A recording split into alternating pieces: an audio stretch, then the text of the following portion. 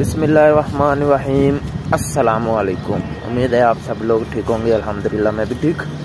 तो अभी मैं ड्यूटी से आया हूँ, तो मैंने कमेंट देखे, एक भाई ने पूछा है कि क्या ओवीसी क्या होता है, इसके बगैर हम कतर में आ सकते हैं। तो मैंने सोचा एक वीडियो बना दें जिसमें आपको बताएंगे कि क्या ओवीसी क्या है, इसके बगैर आप कतर में आ सकते हैं या नहीं। तो अभी ड्यूटी से आने के बाद मैं ज़रा थोड़ा सा बाहर को निकला हूँ, ठीक है।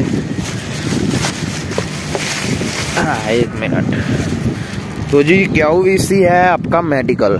क्या का मतलब कतर, बी का मतलब वीज़ा, सी का मतलब centre, Qatar visa centre.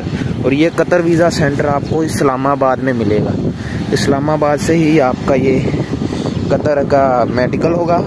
Medical में सबसे पहले आपके फिंगरप्रिंट होंगे। फिंगरप्रिंट होने के बाद आपका फिर ब्लड ग्रुप चेक करेंगे, कौन सा ब्लड ग्रुप है। ब्लड ग्रुप चेक करने के बाद आपका फिर ब्लड लेंगे, फिर बीपी चेक करेंगे, फिर आइज़ टेस्ट होगा। आइज़ टेस्ट में नज़र आपकी ज़्यादा कमज़ोर नहीं होनी चाहिए। अगर ज़्यादा कमज़ोर है तो जाने से पहले अपनी ऐनक है जो वो लगा कर जाएँ, ठीक है। उसके बाद आपका एक्सरे होता है, छाती का एक्सरे। छाती के एक्सरे होने के बाद आपको एक फिज़िकल रूम में भेजा जाता है। फिज़िकल रूम में आपसे चंद सवालात पूछे जाते हैं। वो सवालात के जवाब आपने जल्दी देने हैं, इंतज़ार नहीं करवाना। अगर आप इंतज़ार कराएंगे तो फिर मुश्किल होगी। वो कहेंगे इसका दिमाग नहीं ठीक, इसकी फलां चीज़ नहीं ठीक। तो आपने सवालों के जवाब जल्दी देने की कोशिश करनी है। तो यही होता है मेडिकल में। और मेडिकल में इतना ज़्यादा मुश्किल नहीं होता।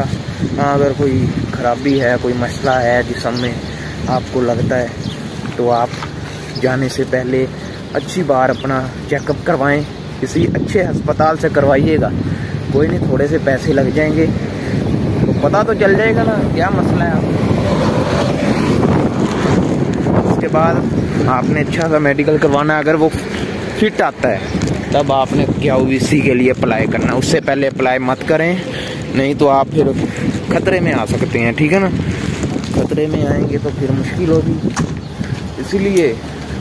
और क्या ओवीसी में यही होता है। और 2-3 दिन के बाद आपका मेडिकल ऑनलाइन शो होता है।